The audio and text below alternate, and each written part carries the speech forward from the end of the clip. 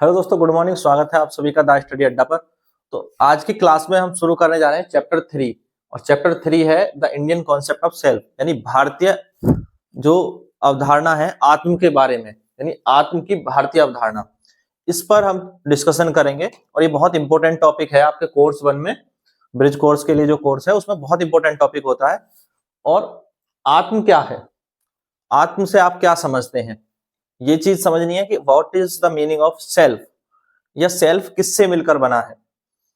तो बहुत इंपॉर्टेंट चीज है और इसको लेकर के भारतीय दर्शन में बहुत कुछ कहा गया है सेल्फ की अवधारणा के बारे में, कि मैं स्वयं क्या हूं, जो मेरा मन है या मस्तिष्क है वह मैं हूं, या जो बुद्धि है वह मैं का निर्धारण करती है, या शरीर और मन मिलकर के निर्धारण करते हैं। तो कई सारी चीजें, या आत्मा क्या है। तो इस तरह के सवाल जो दर्शन में होते हैं उनको हमें शैक्षिक संदर्भ में समझना है, खासतौर पे बाल विकास से जोड़ करके और शिक्षा से जोड़ करके, कि शिक्षकों के लिए इस बात को समझने का क्या महत्व हो सकता है, यानी इस पूरे चैप्टर के शैक्षिक निहितार्थ क्या है, ये भी आप पॉइंट आपके सिलेबस में है। और आत्म में बुद्धि क्या है, मन क्या है, चित्त क्या है ना, माइंड, इंटेलेक्ट और मेमोरी, इस जैसे टर्म्स को हम समझेंगे। इनका क्या अर्थ है, क्या इनकी अवधारणाएं हैं दर्शन में, योग में, ठीक है, आयुर्वेद में, अलग अलग दर्शन में क्या इनकी अवधारणाएं दी गई हैं। तो इस चैप्टर में ये सब कुछ पढ़ना है। तो 2-3 क्लास होंगी इस चैप्टर की, अप्रोक्सीमेट 3-4 क्लास में जो है ये खत्म हो जाएगा। तो हम इस चैप्टर को स्टार्ट करेंगे, जिसमें आज हम इसमें सबसे इंपॉर्टेंट जो टर्म है मन या मस्तिष्क, माइंड पर बात करेंगे। क्या है माइंड? तो मन और मस्तिष्क जब भी मैं कहूंगा, दोनों को पहली बात ये समझ लो कि एक ही समझना है। माइंड इंग्लिश वर्ड हम यूज करें तो मन या मस्तिष्क जो मैं कह रहा हूं वो एक ही है। यहाँ पर कॉन्सेप्ट में समझने के लिए एग्जाम के पर्पज से आप मन शब्द को और मस्तिष्क शब्द को एक ही समझ के चलना। और माइंड हम उसकी बात करें, फिर जब बुद्धि बात करूंगा तो मस्तिष्क से अलग हो जाएगी। बुद्धि इंटेलेक्ट है ना, तो बुद्धि और मस्तिष्क को कॉमन नहीं करना है। तो मस्तिष्क का संबंध यहाँ पर मन से हम रखेंगे, और इंटेलेक्ट की जब मैं बात करूंगा तो होपफुली नेक्स्ट क्लास में हम डिस्कस करेंगे इंटेलेक्ट या बुद्धि के बारे में। तो इस क्लास में हम माइंड या मन के बारे में बात करेंगे। तो मैं मस्तिष्क से ज्यादा मन ही कहूंगा ताकि आपको कंफ्यूजन ना हो। ठीक है, तो एक तो ये हो गया। तो मन के बारे में हम बात करेंगे, माइंड के बारे में। वैसे माइंड का जो शाब्दिक अर्थ है वो मस्तिष्क है, पर यहाँ पर जो बात हो रही है वो मन से जुड़ी है। ठीक है, तो मन की भारतीय अवधारणा क्या है, सबसे पहले इस पर बात करेंगे। फिर आएंगे कि मन के क्या कार्य हैं, यानी जो माइंड है हमारा वो क्या क्या काम करता है, और मन, बुद्धि और अहंकार का क्या संबंध है, ये भी पढ़ेंगे और इस चीज को समझेंगे। और अगले चैप्टर में हम, या अगली क्लास में डिटेल में बुद्धि यानी इंटेलेक्ट को भी डिस्कस करेंगे। ठीक है, वो एक बिल्कुल अलग टॉपिक होगा इंटेलेक्ट, जहां पर हम बुद्धि के बारे में विस्तार से डिस्कस करेंगे। फिर गीता और योग दर्शन में मन की क्या अवधारणा है, क्या माना गया है, और आयुर्वेद में मन की क्या संकल्पना है, इस पर बात होगी।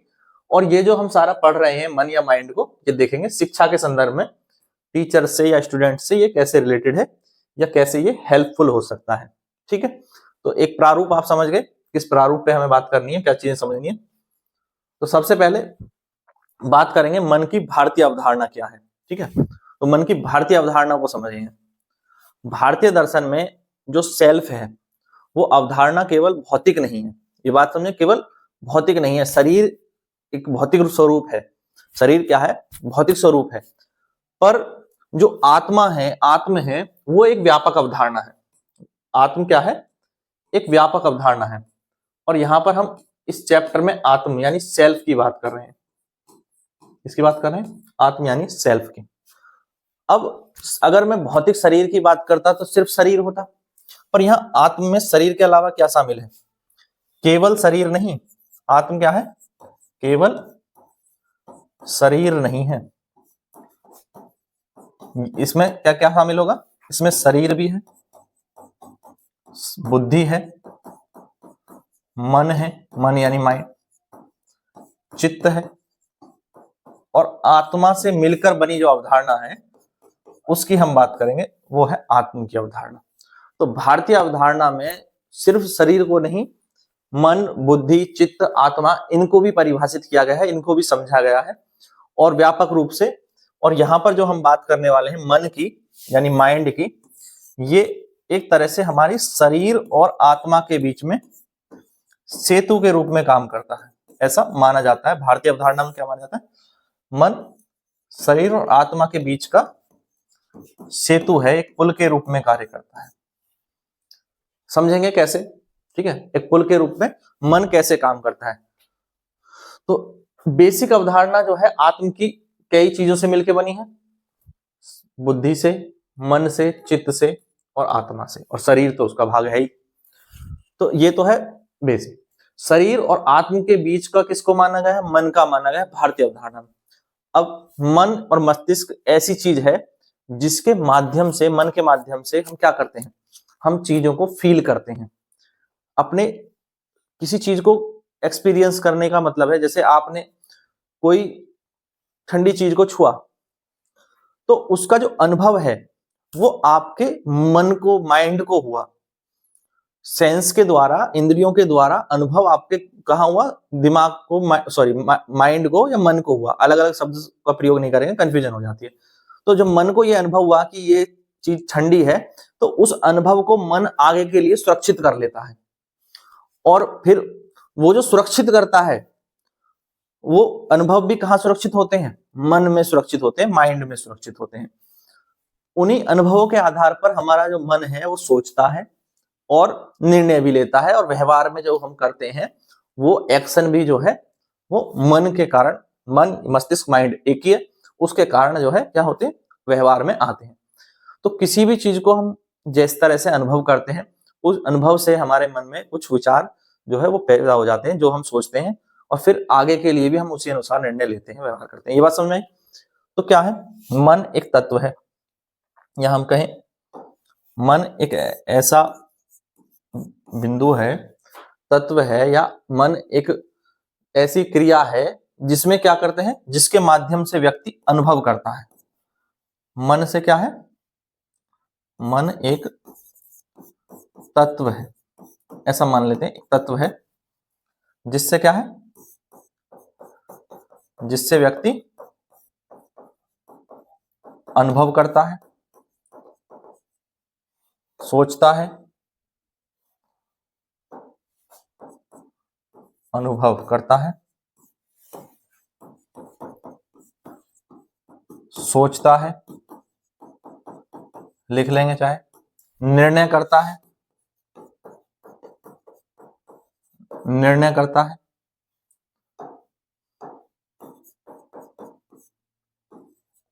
और व्यवहार करता है, और व्यवहार करता है। तो किसी के प्रति आपके क्या अनुभव रहे हैं? किसी वस्तु के प्रति हो सकते हैं, किसी व्यक्ति के प्रति हो सकते हैं, किसी कार्य के प्रति हो सकते हैं। आपके जो अनुभव रहे हैं, उन्हीं अनुभवों के आधार पर आप फिर चीजों को सोचते हैं, विचार करते हैं, और नए अनुभवों से फिर आपका निर्णय भी, नई नई विचार आपके उसमें पैदा होते हैं। फिर व्यक्ति उन्हीं के अनुसार सोचता है, निर्णय करता है और व्यवहार करता है। और ये जो अनुभव हैं, ये सब कहाँ जाते हैं? हमारे मन में सुरक्षित होते रहते हैं, माइंड में सुरक्षित होते रहते हैं। ये बात क्लियर है? कोई समस्या? तो मन का स्थान जो है वो बहुत महत्वपूर्ण है। व्यवहार करने में भी ये प्रभावित करता है, हमारे अनुभव को सुरक्षित भी करता है। ठीक है, तो बेसिक जो कॉन्सेप्ट है वो क्या समझ में आया कि भारतीय अवधारणा में, हम अभी आ रहे हैं भारतीय अवधारणा पर पूरी बात करेंगे, पर मन का जो बेसिक कॉन्सेप्ट है कि मन एक अनुभव करने की जो है वो एक क्षमता रखता है, सोचने की क्षमता रखता है, निर्णय करता है, व्यवहार करता है। क्लियर? बताओ यहां तक कोई डाउट? अब इसकी अवधारणा की मैं बात करूं तो इसकी अवधारणा आप देखें,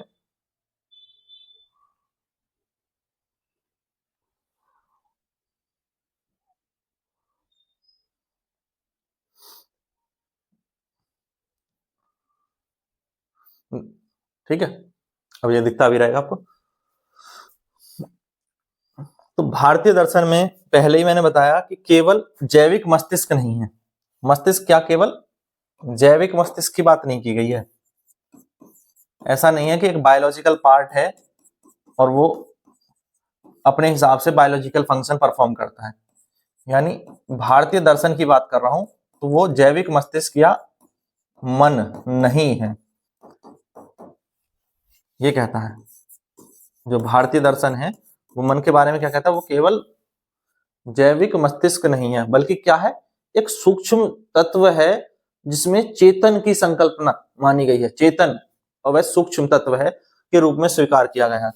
मन किसके रूप में स्वीकार किया गया है भारतीय अवधारणा में? चेतन के रूप में, सूक्ष्म चेतन तत्व या एवं हम कहें सूक्ष्म तत्व के रूप में, चेतन एवं सूक्ष्म तत्व के रूप में दर्शन में मन को माना गया है, मन को माना गया है। यानी मन का काम क्या है?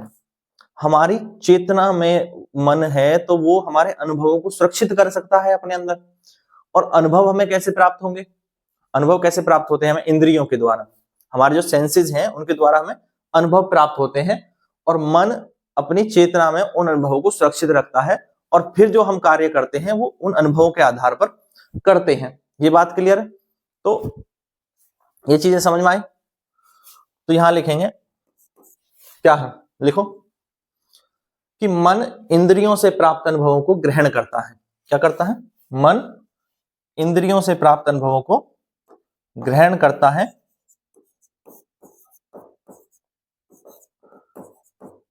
इंद्रियों से प्राप्त अनुभव को ग्रहण करता है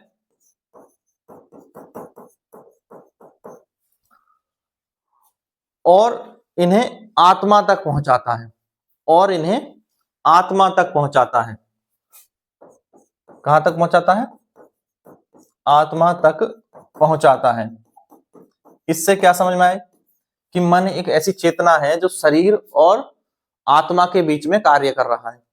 अभी बताया था ना मैंने कि ये शरीर और आत्मा के बीच में सेतु है। क्या है?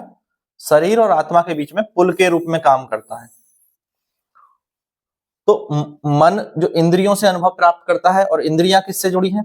इंद्रियां जुड़ी हैं शरीर से, इंद्रियां शरीर का भाग, और उसके जो अनुभव होते हैं उनको अनुभवों को मन सुरक्षित करता है और हमारे आत्मा तक पहुंचाता है, यानी हमारी सेल्फ की जो अवधारणा है उसको कंप्लीट करता है। ये बात समझ में आई? अब इसमें भी एक उपनिषद की अगर हम पॉइंट ऑफ व्यू से बात करें तो मैं बताऊं कि उपनिषदों में मन को बहुत चंचल या बहुत ही गतिशील माना गया है। चंचल या गतिशील माना गया है। क्यों? क्योंकि हमारा जो मन है ना वो बदलता रहता है, लगातार वो बदलता रहता है, हमारे विचार भी बदलते रहते हैं। क्यों बदलते रहते हैं? क्योंकि हमें नए नए अनुभव प्राप्त होते रहते हैं। जब जब हमें कुछ नया नया कोई एक्सपीरियंस मिलता है तो पुराने अनुभवों में भी जो नई वो है वो क्रिएट हो जाती है एक तरह से। यानी पुराने अनुभव भी हमारे चेंज हो सकते हैं, उनके आधार पर जो हमारा व्यवहार है वो पहले अलग था, पर नए अनुभवों के आधार पर हमारा व्यवहार बदल सकता है। या व्यक्ति को कभी कुछ सोचता है कभी कुछ सोचता है, तो मन जो है कहा गया, क्या कहा गया? चंचल कहा गया। इसीलिए तो मन को चंचल क्यों माना गया? क्योंकि व्यक्ति का जो सोचना है, जो क्रम है वो स्थिर नहीं रहता, ठीक है, वो बदलता रहता है। और ये अवधारणा कहां से आती है कि मन चंचल है? तो उपनिषदों में से आती है। अगर मैं भारतीय दर्शन के संदर्भ में बात करूं तो उपनिषद जो है वो मन को चंचल मानते हैं। क्या मानते हैं? मन को चंचल मानते हैं या गतिशील। चंचल से मतलब है गतिशील और परिवर्तनशील, जो बदलता रहता है, परिवर्तनशील है। तो मन क्या होता है? चंचल और परिवर्तनशील होता है, गतिशील होता है। अब अगर मन ऐसा है कि वो बदलता रहता है तो इससे क्या होगा? कुछ लोगों में आपने देखा होगा उनका जो स्वभाव है वो स्थिर नहीं होता, और कई बार वो इस चीज से बहुत परेशान होते हैं, ठीक है, कि वो अपनी चीजों पर नियंत्रण नहीं कर पाते या अपने व्यवहार पर नियंत्रण नहीं कर पाते, क्योंकि उनका जो मन है वो स्थिर नहीं है। मन स्थिर नहीं है या वो स्थिर नहीं कर पाते, अपने काम पर फोकस नहीं कर पाते, या जहां कोई थोड़ा सा डिस्टरबेंस क्रिएट हो उस डिस्टरबेंस में वो बह जाते हैं। ऐसा आपने देखा होगा कि किसी को आप थोड़ा सा पिंच करो तो उसको बहुत ज्यादा गुस्सा आ जाएगा और वो फिर अपने जो काम है वो बिगाड़ लेगा। तो ऐसी जो छोटी छोटी चीजें होती हैं, किसी के व्यवहार में लगातार जो है उतार चढ़ाव, बहुत ज्यादा उतार चढ़ाव होना, ये सब क्या दिखाते हैं कि व्यक्ति का जो नियंत्रण है वो अपने मन पे नहीं है ना। जब मन पे नियंत्रण नहीं होता तो व्यक्ति बहुत सारे काम खराब करता है, सोचता कुछ है और करता कुछ है, या करना कुछ होता है और कर कुछ और देता है। ये सब क्या दिखाता है? अपने मन पर नियंत्रण नहीं होना। इसीलिए भारतीय दर्शन में मन पर नियंत्रण को बहुत आवश्यक बताया गया है, क्योंकि मन में क्या है? अनुभव प्राप्त करने के बाद सोचने समझने विचार करने की शक्ति किस पर है? मन पर है, माइंड पर है। ठीक है, माइंड पर यह शक्ति है कि वो सोच सकता है, व्यवहार करने का आपको तरीका वो पैदा करता है, आपके अनुभवों को स्मृति में बदलता है, वो भी मन करता है। ठीक है, तो इसीलिए मन पर नियंत्रण को क्या बताया गया है? आवश्यक बताया गया है। मन पर नियंत्रण क्यों जरूरी है? क्योंकि मन बहुत चंचल है और ज्यादा चंचलता भी सही नहीं मानी जाती। ठीक है, तो अगर व्यवहार में बहुत ज्यादा परिवर्तनशीलता देखी जाती है तो वो क्या है? एक स्थिर व्यक्ति के लिए, एक शांत चित्त व्यक्ति के लिए सही नहीं है। यह एक जैसा व्यक्ति को होना चाहिए उस तरह से नहीं है। तो इसीलिए कहा गया है कि ध्यान के माध्यम से, योग के माध्यम से, एकांत के माध्यम से, वैराग्य के माध्यम से व्यक्ति को अपने फोकस करने पर ध्यान देना चाहिए, अपने फोकस को बढ़ाना चाहिए, मन को स्थिर करना चाहिए। तो भारतीय दर्शन में तो मन को स्थिर करने पर बहुत सारी व्याख्याएं दी गई हैं, अनेक विधियां बताई गई हैं, जिसमें विपासना और इस तरह के जो ध्यान योग हैं, योग की क्रियाएं हैं, प्राणायाम, ठीक है, कपालभाति, ये सब बताए गए हैं। तो भारतीय दर्शन में मन के नियंत्रण पर बहुत चीजें की गई हैं। तो क्योंकि मन को चंचल माना गया है, इसलिए मन के नियंत्रण पर भी बहुत सारे उपाय भी बताए गए हैं। ठीक है, बहुत डिटेल में नहीं जाएंगे क्योंकि हमें इनके शिक्षा वाले पॉइंट ऑफ व्यू को ज्यादा उभार के लाना है। हमारे शिक्षा से जुड़े हुए क्षेत्र में इसका क्या लाभ है और जितना हमें एग्जाम के लिए पढ़ना है उतनी ही आवश्यकता के अनुसार जो है बात करेंगे। विस्तार में जो है फिर चीजें बहुत आगे चले जाएंगी और वो कोई हेल्पफुल नहीं रहता एग्जाम के लिए। तो इतना सारा कंटेंट क्रिएट नहीं करना है कि जो है वो काम ही ना आए और हम बस एक ही चैप्टर में या किसी एक ही टॉपिक में उलझ के रह जाए। तो ऐसा नहीं करेंगे। अगले पॉइंट पर चलते हैं। ठीक है, अगला हमारा क्या पॉइंट है? मन के क्या कार्य हैं? तो मैंने अभी चर्चा करी, मन क्या करता है? अनुभव करता है। तो सबसे पहला तो यही होगा कि मन का कार्य है कि वो अनुभवों को लेता है। ठीक है, किसके माध्यम से लेता है अनुभवों को? इंद्रियों के माध्यम से। तो मन का जो भारतीय चिंतन में पहला कार्य है वो अनुभूति, अनुभव करना। क्या कार्य है? अनुभूति। लिख लेंगे, अनुभूति, अनुभव करता है। तो मन इंद्रियों के माध्यम से अनुभव प्राप्त करता है। क्या करता है? मन इंद्रियों के माध्यम से अनुभव प्राप्त करता है। दूसरा, फिर जो अनुभव प्राप्त होते हैं उन पर विचार करता है। विचार करना, थिंकिंग प्रोसेस। ठीक है, तो विचार का भी किसका हो गया? मन जो है वो चिंतन करता है, मनन करता है, सोचता है, विचारता है। किस पर? अनुभव पर। तो मन अनुभव पर चिंतन व मनन करता है। ये बात क्लियर? हमारे जो भी अनुभव होते हैं उनके अकॉर्डिंग फिर हम थोड़ा बहुत उस पर सोचते विचारते हैं और फिर वो हमारे एक तरह से हमारे सोचने का क्रम भी निर्धारित होता है और अगली बार व्यवहार करने का या उसी समय तुरंत उस काम पर हम कैसा व्यवहार करेंगे या उस बात पर किस तरह से रिएक्ट करेंगे, ये भी हमारे मन के द्वारा ही बताया जाता है। तो किसी बात पर हम कैसा व्यवहार करेंगे या वो बात हमें कैसे लगेगी, ये हमारे अनुभव जो हुए उससे निर्धारित हुआ और अनुभव के कारण जो हमें विचार पैदा हुआ उससे निर्धारित हुआ। और ये दोनों काम मन ने किए और इसके बाद मन ने भावना उत्पन्न की। क्या की? भावना उत्पन्न, जिसको आप कहते हैं इमोशन। तो मन भावना भी उत्पन्न करता है। क्या करता है? भावना उत्पन्न करना। ठीक है, तो इमोशंस जो हैं वो किससे आते हैं? मन से आते हैं, माइंड से आते हैं। कोई चीज आपको अच्छी लगी, बुरी लगी, आपको सुख का अनुभव हुआ, दुख का अनुभव हुआ, प्रेम का अनुभव हुआ, क्रोध का अनुभव हुआ, ये सब किससे जुड़े हैं? ये हमारे मन से जुड़े हुए हैं। तो जो भाव हैं वो भी उनकी उत्पत्ति कहां से होती है? मन से या माइंड से होती है। और माइंड में ये अनुभव कहां से आए? पूर्व अनुभव से आए। आपको कैसे एक्सप्रेस करना है ये तो आपको पता है, किस बात पे आपको गुस्सा करना है, किस कौन सी बात अच्छा लगी। तो अब जैसा भी अनुभव होगा उसके अकॉर्डिंग आप व्यवहार कर देंगे। तो क्योंकि वो तो तुरंत आपको पता चल जाएगा अनुभव आपका कैसा हुआ। अच्छा हुआ तो आप अच्छा व्यवहार कर देंगे, तो आपके इमोशंस तुरंत बता देंगे कि आप खुश हैं कि नाराज हैं, कि है ना। तो फीलिंग्स से आपको दिख जाएगा, आपके चेहरे के एक्सप्रेशन से दिख जाएगा कि आपको किसी बात पर गुस्सा आया, कि नाराजगी हुई, क्या हुई। तो ये क्या है? भावनाएं जो उत्पन्न हुई ये किससे हुई? माइंड से हुई। क्योंकि माइंड में तुरंत भी किसी बात को लेकर के पुरानी स्मृतियों के आधार पर भाव उत्पन्न होते हैं। ठीक है, तो ये है माइंड। दूसरा, माइंड ही ये तय करता है कि क्या काम करना है और क्या काम नहीं करना है। किसी कार्य को करने और ना करने का विचार भी कौन पैदा करता है? माइंड पैदा करता है कि आप किसी काम को करना चाहेंगे या नहीं करना चाहेंगे, या इग्नोर करेंगे, करेंगे। ये भी हमें कहां से आता है? माइंड से आता है। यानी किसी काम को करने का संकल्प और विकल्प के बीच में, संकल्प व विकल्प के बीच का निर्णय। संकल्प का मतलब होता है कोई काम करने का आप संकल्प लें कि कोई काम आप करेंगे, या फिर आप नहीं करेंगे या इग्नोर करेंगे या उसको जो टालेंगे, ये संकल्प और विकल्प के बीच के निर्णय भी कौन करता है? ये भी मन करता है। बहुत महत्वपूर्ण काम है ये। आप किसी काम को करना चाहेंगे या टालेंगे या करेंगे या नहीं करेंगे, इस बीच के निर्णय भी आपका माइंड लेता है, मन लेता है। ठीक है। और फिर उन अनुभवों को आप सजोते जाते हैं। जो भी अनुभव आपको हुए, विचार आपने किया और जो भावना उससे उत्पन्न हुई, ये सारी क्रिया को क्या करते हैं आप? स्टोर कर लेते हैं। यानी पूर्व अनुभवों को स्टोर करने का काम भी, स्मृति तैयार करना, मेमोरी रखना, है ना, कहते हैं ना मेमोरी रखना। तो एक तो आजकल आप अपने फोन में चीजें फोटो क्लिक करके अपनी मेमोरी रखते हैं, पर हमारे माइंड में भी मेमोरी होती है, मन में अपने आप ऑटोमेटिक मेमोरी होती है आपके साथ के पूर्व अनुभवों की। तो स्मृति जो है यानी पूर्व अनुभवों को सजो कर रखती है। ठीक है, पूर्व अनुभवों को सजो कर रखना। तो मेमोरी के लिए वो जो अनुभव है उन्हें भेजता कौन है? मन भेजता है, आपका मन भेजता है। वैसे हम स्मृति टॉपिक को अलग से भी पढ़ेंगे और समझेंगे कि स्मृति क्या है, व्हाट इज मेमोरी। बट ये मेमोरी तक जो अनुभव भेजे गए हैं, पूर्व अनुभवों को जो सजोने का कार्य है, ये कौन कर रहा है? मन कर रहा है। पूर्व अनुभवों को सजोना, सजो कर रखना, तो ये किसके द्वारा किया जाता है? मन के द्वारा किया जाता है। तो भारतीय दर्शन में मन के ये 5 प्रमुख कार्य बताए गए हैं। पहला है अनुभूति, यानी अनुभव करना।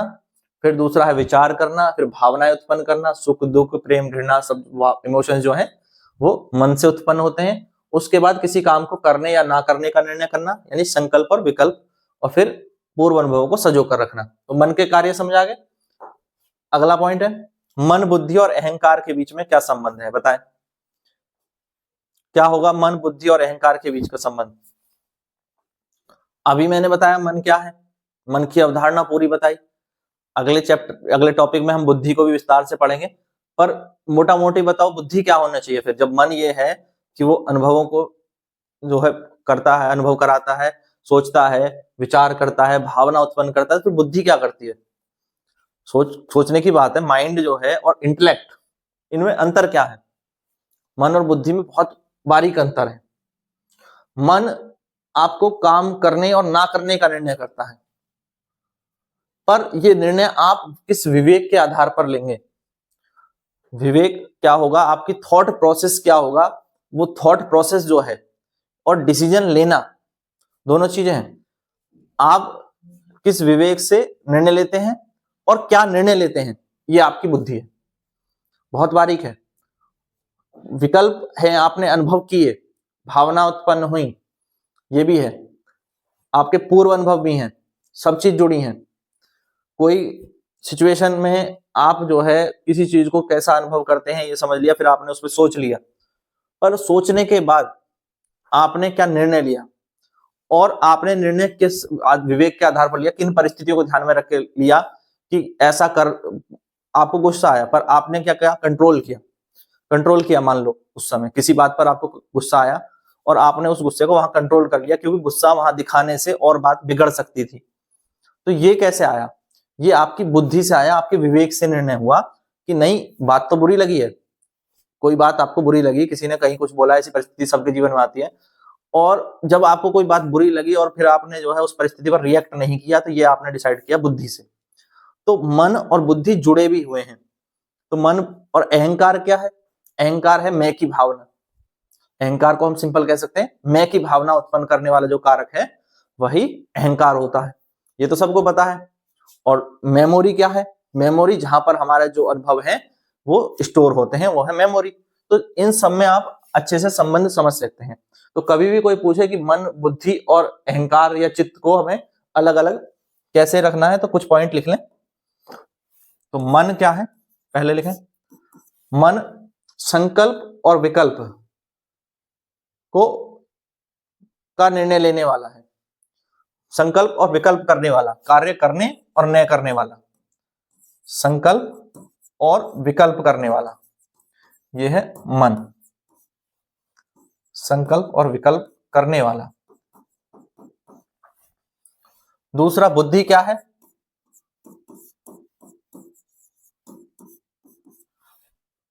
बुद्धि विवेक धारण करती है। यानी विवेक एवं निर्णय, विवेक एवं निर्णय लेना दोनों किससे जुड़े हैं? डिसीजन लेना और विवेक, कि आप सोच विचार करके रिएक्ट करें, ये आपको बुद्धि बताएगी। रिएक्शन इमोशन आपके अंदर मन तुरंत पैदा कर देगा किसी अनुभव के आधार पर उस रिएक्शन को आप प्रकट करेंगे कि नहीं करेंगे, उस इमोशन को आप प्रकट करेंगे या नहीं करेंगे, ये आपकी बुद्धि तय करती है, इंटेलेक्ट तय करता है। कौन तय करता है? इंटेलेक्ट तय करता है।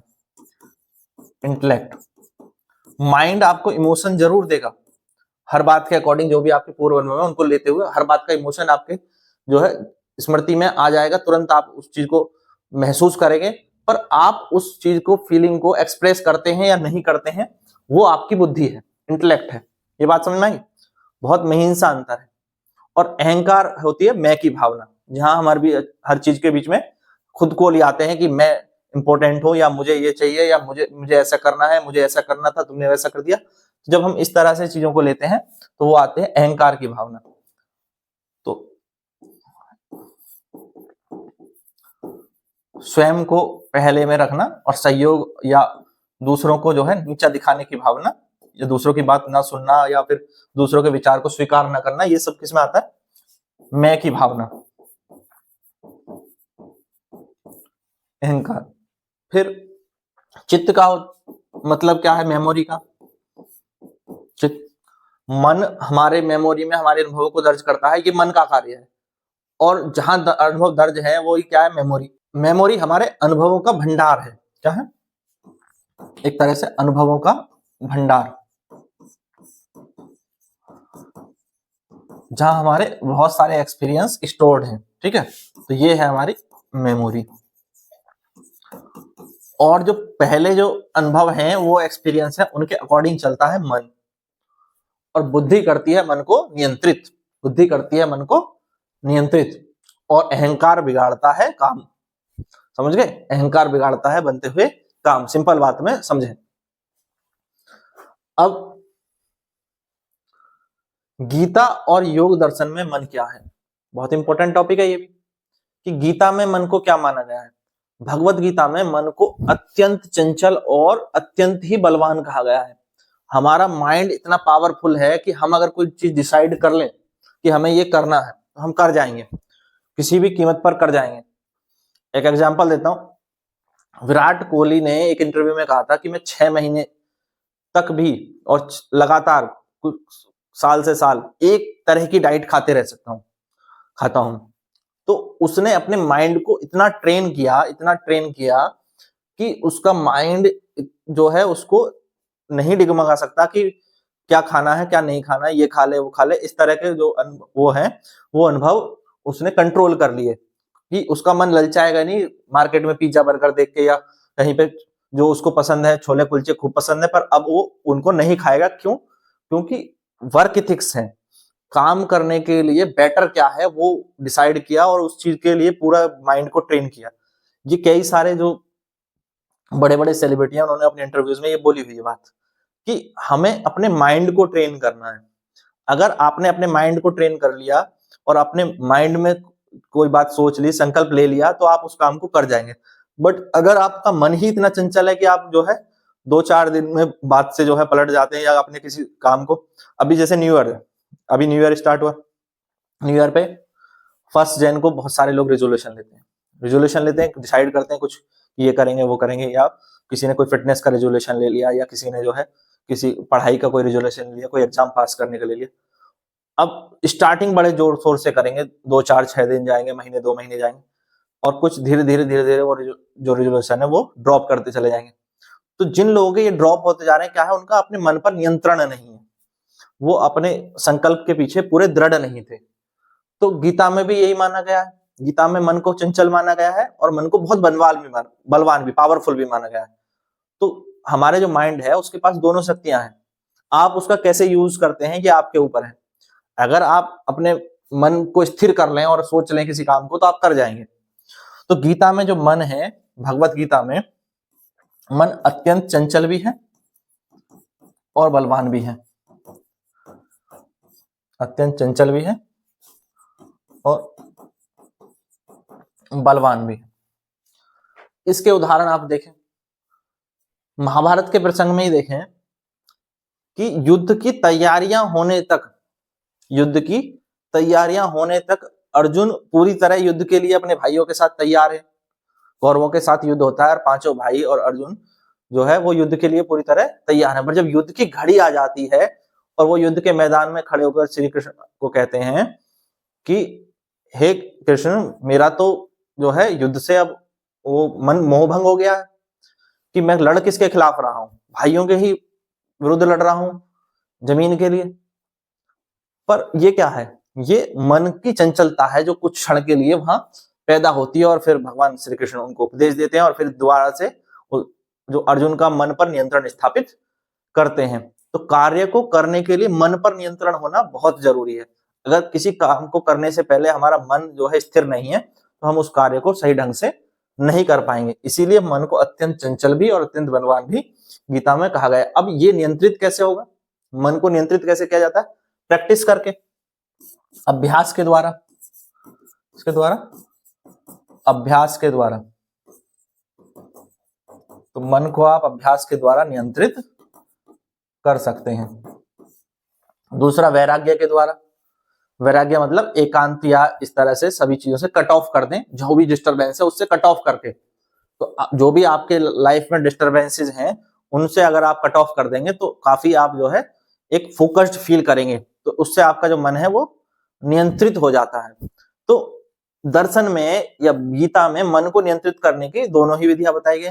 या तो आप पूरी तरह जो है चीजों से कट ऑफ कर लें, जो भी डिस्टर्बिंग एलिमेंट है जिनसे आपको जो है आपका फोकस हटता है। आपका गोल है पढ़ाई करना, आपको कुछ समय पढ़ाई करनी है, पर पास में रखा है आपका मोबाइल या लैपटॉप या टीवी, और मन किया 1 घंटा कोई प्रोग्राम देख लें, मन किया फोन उठाया रील चलाने लग गए, चला रहे हैं 2-4 घंटे निकल गए, फिर पढ़ना था वो समय चला गया और पढ़ने का समय चला गया। तो उसके बाद सोचा कल पढ़ेंगे, फिर सेम चीज रिपीट हुई, ऐसे करते समय चला गया। और फिर आप देखोगे कि ये घटनाएं क्यों हुई, क्योंकि आपका मन पर नियंत्रण नहीं था, आप अपने आप को कंट्रोल नहीं कर पाए, अपना फोकस नहीं रख पाए पढ़ाई पर। तो मन को अब इसमें क्या हो, या तो आप ये जो डिस्टरबेंस है उसको कट ऑफ कर दें, पढ़ाई के समय मोबाइल किसी दूसरे कमरे में रख दें या उसको साइलेंट करके अलग रख दें, थोड़ी देर के लिए पढ़ाई का कमरा अलग रखें। अब बच्चे मोबाइल में ही पढ़ते हैं, कुछ आजकल तो ऑनलाइन पढ़ रहे हैं, जैसे ये वीडियो देख रहे हैं आप। जब ऑनलाइन हम पढ़ाई करते हैं तो यहाँ पर डिस्टरबेंस के चांसेस और ज्यादा होते हैं, नोटिफिकेशन आ जाएंगे। अब जब नोटिफिकेशन आ जाएंगे तो उससे आपको डिस्टर्ब होगा, कोई नोटिफिकेशन क्लिक कर लिया, उस पर चले गए उस पेज पर, फिर 10-5-15 मिनट, फिर पता चला 2 घंटा ऐसे ही देखते देखते निकल गया और फिर समय निकल गया, फिर किसी और काम को भी करना है तो फिर कल पढ़ेंगे। ये सब चीजें होती हैं। और ये कैसे कंट्रोल हो, तो आप सिंपल क्या कर सकते हैं, अगर यूट्यूब वगैरह से पढ़ाई करते हैं तो वीडियो को डाउनलोड कर लें पहले, और उसके बाद अपना डाउनलोड करने के बाद अपने फोन को 1-2 घंटा के लिए एरोप्लेन मोड पर डाल दें, ताकि जो है कोई नोटिफिकेशन वगैरह फ्लैश ना हो, उससे आपका डिस्टर्ब कम होगा, तो आपको फोकस जो है वो डिस्टर्ब नहीं होगा, वीडियो आप लगातार देख पाएंगे। तो आप वीडियो को डाउनलोड करके देख सकते हैं, ये बेहतर हो सकता है। और नहीं तो सबसे बढ़िया तो ये है कि आप अपने आप पे कंट्रोल रखें, आप मन स्थिर रखें, किसी नोटिफिकेशन से जो है आप डाइवर्ट ना हो। तो अगर आपने खुद पे कंट्रोल पा लिया तो वो तो है परम अवस्था। एक विद्यार्थी के लिए परम अवस्था वही है जब वो किसी आसपास चल रही किसी भी घटना से डिस्टर्ब ना हो, अपनी चीजों पर स्थिर बना रहे, है ना। तो हम क्या बात करें, अभ्यास करना पड़ेगा इस चीज का भी। अभ्यास से ही आप जो है मन पर नियंत्रण पा सकते हैं। और योग दर्शन में तो पूरा इसका एक समाधान बताया गया है जिसका नाम है चित्त वृत्ति निरोध। यानी जो हमारे मेमोरी में जो लगातार विचार आते रहते हैं ना, दिमाग चलते रहते हैं, उन विचारों को नियंत्रित करने के लिए पूरा एक तरीका बताया गया मन के नियंत्रण का, जिसको कहा गया है चित्त वृत्ति निरोध। यानी मन में लगातार विचार चलते रहना है, विचारों को रोकने का भी पूरा एक तरीका बताया गया है। आप व्यापक रूप से इस अवधारणा को भी पढ़ सकते हैं, चित्त वृत्ति निरोध।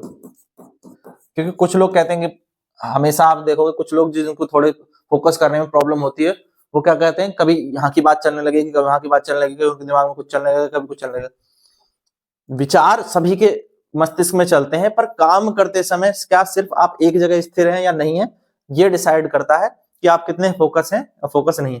अगर आप अभी, जैसे मैं अभी यहाँ पढ़ा रहा हूँ और पढ़ाते समय अगर मेरा विचार कहीं और रहे तो मैं अपने काम को ढंग से नहीं कर पाऊंगा, या किसी और जगह पर मेरा ध्यान रहे कि वहां क्या हो रहा होगा, क्या चल रहा होगा, कि वहां एक शादी के फंक्शन में कोई गया है तो वो क्या कर रहे होंगे, कुछ भी ये हो सकता है। तो आपके जीवन में अगर आप जहां हैं उस जगह मौजूद नहीं है तो इसका मतलब आपका मन पर नियंत्रण जो है वो नहीं हो पा रहा है, कठिन है। उसी के लिए बताया गया कि आप अपनी मेमोरी को कैसे शांत कर सकते हैं। तो उसका एक माध्यम है चित्त वृत्ति निरोधी। आत्मा के विकास के लिए, मन के विकास के लिए बहुत जरूरी एक तरीका होता है। ठीक है, इस पर आप ध्यान देंगे।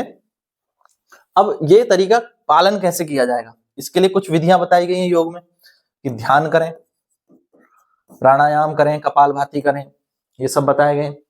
ध्यान इसका एक तरीका हो सकता है, और योग, योगासन, योग क्रियाएं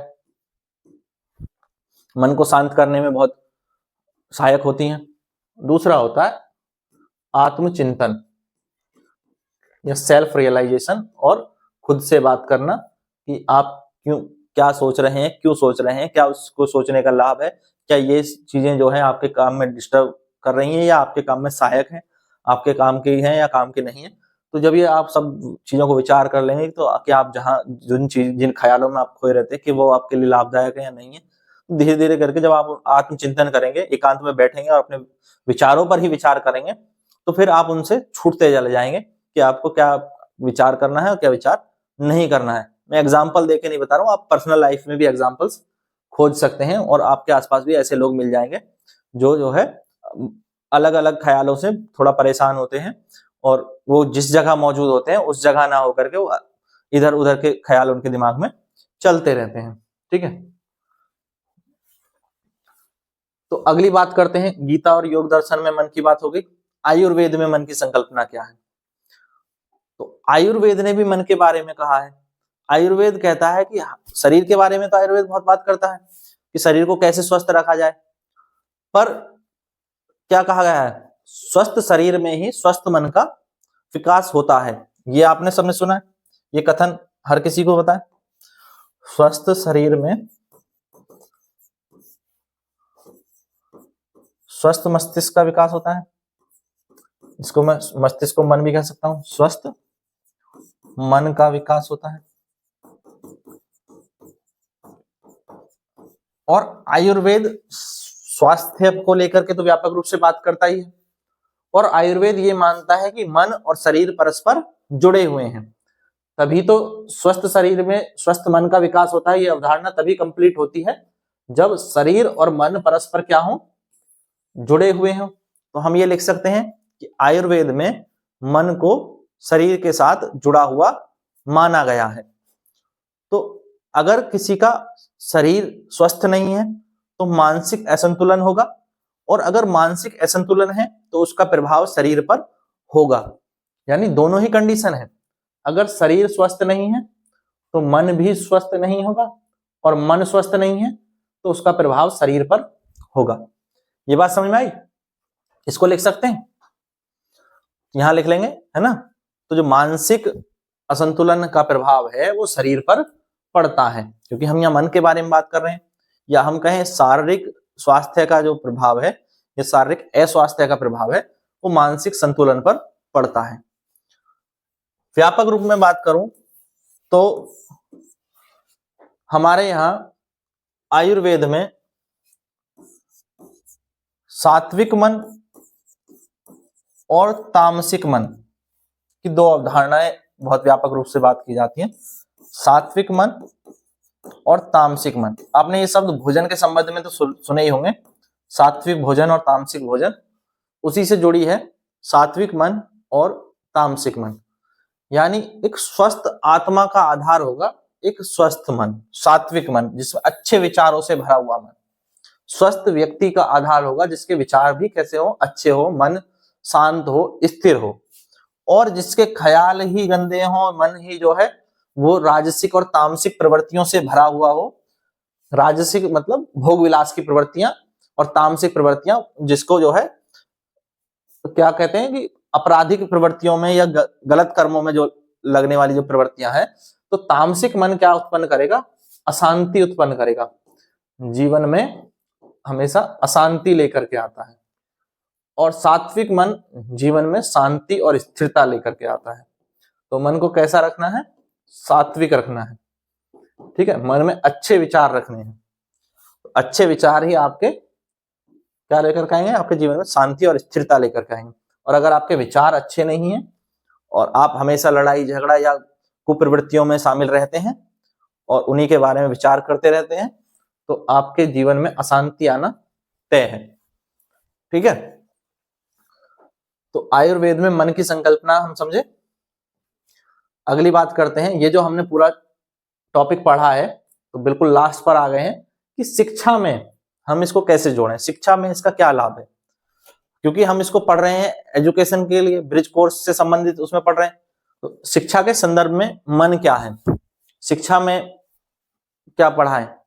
शिक्षा में सिर्फ ये पढ़ा है कि हमने ये जानकारियां देना शामिल करें केवल कि प्रधानमंत्री कौन है, राष्ट्रपति कौन है, भारत की राजधानी क्या है, भारत का इतिहास क्या है, भूगोल क्या है, ये सब अगर हम बताएं तो ये क्या है? ये सिर्फ एक जानकारी है, इंफॉर्मेशन है।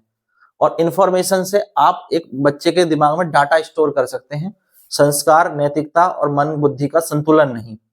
तो ये कैसे आएगा? मन और बुद्धि का संतुलन, ये भी बहुत जरूरी है। तो मन की संकल्पना को जब शिक्षक समझेगा तभी वो अपने बच्चों को उन चीजों को बता पाएगा कि मन को स्थिर कैसे किया जाए, मन का संतुलन कैसे हो, मन का विकास कैसे हो, या बुद्धि का सही विकास कैसे हो। तो जो बालक का विकास है सिर्फ शारीरिक विकास नहीं हो, केवल शारीरिक विकास ना हो, या शारीरिक या बौद्धिक विकास, शारीरिक या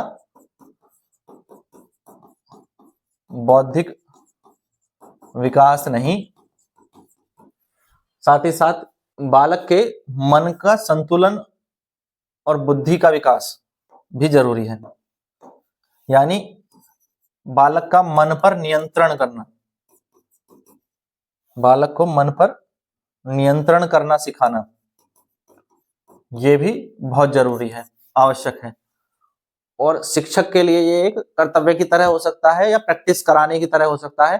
तो शिक्षा को सिर्फ बौद्धिक विकास पर बल ना दे करके बालक के मन पर नियंत्रण को भी सिखाना चाहिए।